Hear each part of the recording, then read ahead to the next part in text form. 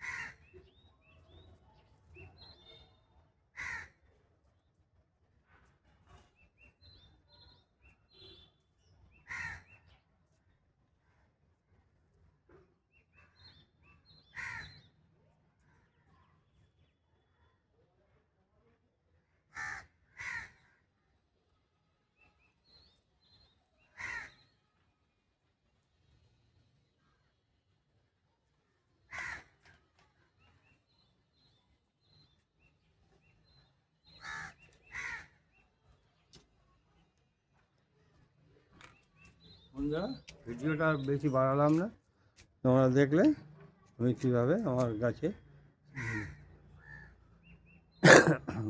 আমি যে স্প্রে করলাম সেই স্প্রেটা তোমাদের দেখালাম।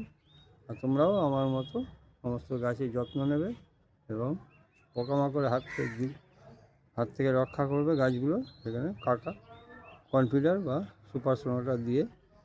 ধন্যবাদ সবাইকে, থ্যাংক ইউ।